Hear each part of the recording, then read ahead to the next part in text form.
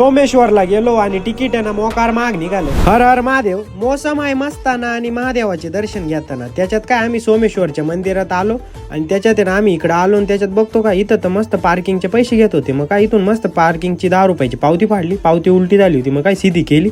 मग काय गाडी बिडी पार्क केली. म्हटलं चला आता सोमेश्वर मंदिरात जाऊ दर्शन वगैरे तरी घेऊ नाही का. मग काय इकडे बघतो काय आज तर गर्दी कमी होती. मग म्हटलं चला आता दर्शनाला तरी जाऊ. मग काय मंदिरामध्ये चाललो होतो तेवढ्यात ना आपला चष्मा खाली पडताना राहिला.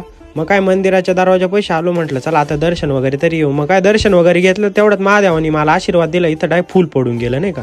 आणि तुम्ही बघू शकता महादेवाची पिंड एवढी भारी वाटत होती ना. त्यानंतर काय आपण मंदिराच्या बाहेर आलो. नंतर सोमेश्वर मंदिरानं एवढं भारी वाटत होतं ना. तुम्ही कधी आले ना इथं आहे ना नक्की या नाही का. मन एकदम प्रसन्न होऊन जाईल. आणि इकडे बघतो का इथं एक्झॅक्ट शेजारी ना लक्ष्मीनारायण मंदिर होतं. त्याच्यात एक्झॅक्ट शेजारी ना सोमेश्वर मंदिर होतं आणि बाजूलाच हनुमान दादाचं मंदिर होतं. मग काय हनुमान दादाच्या पाया वगैरे पडलो आणि इतर मंदिराच्या परिसरात अतिशय रमणीय वातावरण होतं. मग त्यानंतर आम्ही पुढे गेलो. म्हटलं चला कणीस बिनीस तरी खाऊ. मग काय भावकून एक कणीस बिनीस घेतलं खायला. त्यानंतर इकडे बघा बोटिंगची वगैरे सोय नाही का.